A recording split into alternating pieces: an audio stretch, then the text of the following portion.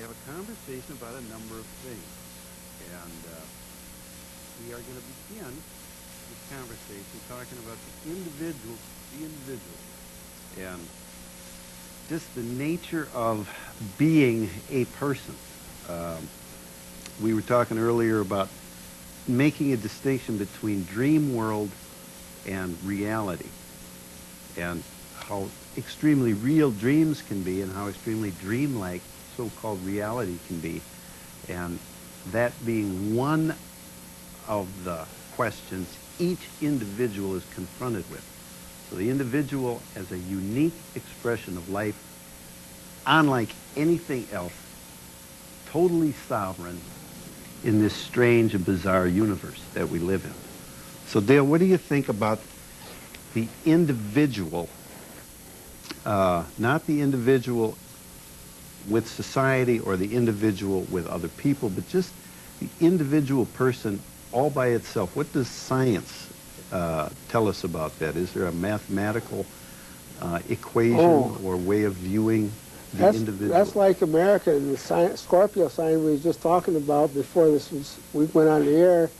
The Scorpio sign is the United States, and I think that's antisocial behavior, drug taking and antisocial behavior, but also it's religious freedom.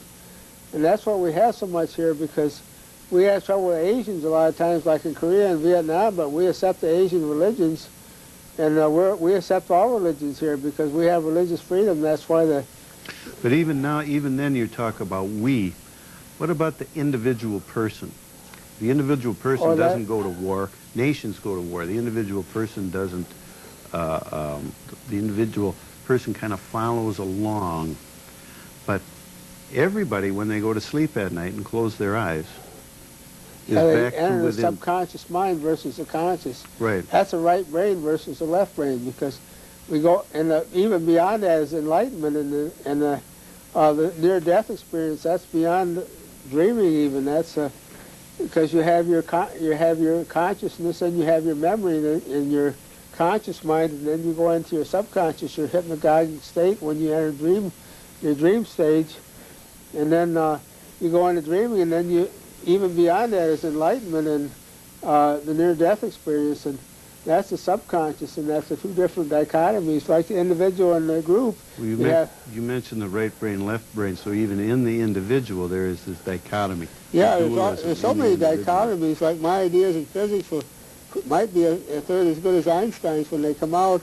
I'm going to put that on my website on Teoma, Ideas by Dale Freeman on Teoma and Ask Jeeves, and they got me listed first of anybody in Europe for Ideas by Dale Freeman on Teoma and Ask Jeeves, and I'm going to put that on my website next spring about my ideas in physics. And there's a dichotomy. That's the dualism. That was a dualism that entered in quantum mechanics. You have a particle and a wave, and that's the individual and the group. And you have that dualism there too, like the right brain and the left brain. There's so much related to dualism, like the yin and the yang. So the idea of the individual as one singular being is kind of hard to find, because within that singular being there is the dualistic nature of the mind, right brain, left brain, the two hemispheres. Within that there is this physical body made up of any number of Descartes' ideas different about the brain and systems. The mind and the body. And then all of these systems are made up of millions and zillions of individual cells. Yeah, that's like my ideas I'm writing on my website now about the spacing of the object.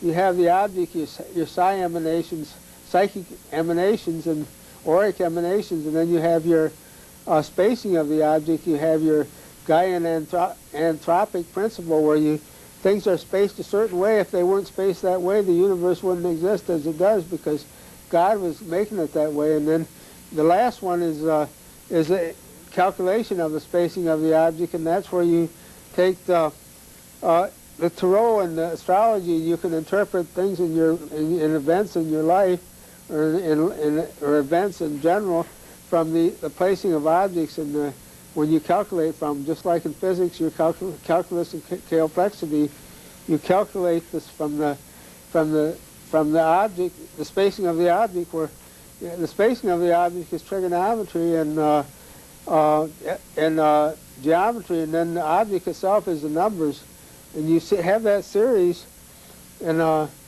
so that seems to enter in there. So the consciousness of the individual, made up of all of this mass of systems, and the spacing of the object, because there's all kinds of spacing. There's galaxies, or galaxy clusters, galaxies, stars, solar systems, stars and solar systems, planets. And that goes macrocosm or microcosm. Yeah, human beings, you can measure plants, infinitely animals. small, even as you measure infinitely large. Yeah, it's all connected together in a series, but we have free will too, because that's why we're on Earth here, to be more perfect. The more perfect we are, the better our karma is, and the less we have to suffer in life, because when we do the right thing, God seems to help us, and then it makes it better for everybody else. And I think attending a worship service is a good thing too. Well, I'm still trying to find where is the individual in all of this? It seems like as you look at the individual person, you find this crowd. Yeah. You know, right brain, left brain. All interconnected. That's what my idea is about the age of Aquarius, is about the interconnections of everything's interconnected together. Right. And that's like the World Wide Web, and the United Nations and the World Trade were all connected together, and it goes from in biology, it went from the cell to the cell within the cell to the multicelled animals with brains to human beings with culture. It gets more complex, and then it goes to... Okay, so how does one now, in some Eastern religion and philosophy, there is this idea of ridding oneself of self. That is self-consciousness, in order to more perfectly take advantage of and appreciate the interconnectedness of the whole. We can't always meditate. We need to be a part of society too. That's the West. The idea of being a part of society just as much as meditating, because I think the religion relates to religion, and family is a right brain, and we need that, but we also need work and education. That's a left brain, and we need to integrate them together. That's my ideas of integration of all those things together. Well, a moving away of self-consciousness is not necessarily becoming a renunciate, away from all other things and simply I was thinking more of that, but I see your point too. Yeah, it doesn't have to be that way so much. I think we need a blending of the East and the West. Yeah. Because I think the East will take over more in the future. I mean, consider there's a magazine out called Me. I mean, What's that's that? the name of it, Me. A magazine. Me? And the name of the magazine is Me. Oh yeah. And it's about me. Yeah. It's about all this the stuff that I need to have, and why I this like that matters. This, but that's a left brain. We need the left brain too. We need the West. We need the sense of competition, but we need more of the East, the things like China and stuff, because we need interconnectedness. We need, with nuclear war and everything, we need the interconnectedness of the Eastern philosophies. I think we're kind of getting ahead of ourselves, though, because we're going to go into that, the individual and society. Yeah. But just in looking at the individual, that's more the West, where the society is more the East. Because by nature, I got that book. I lent that to you, Geography and the Way People Think, or something. By it's a wonderful book. Here's one. Here, check this book, Geography and Being.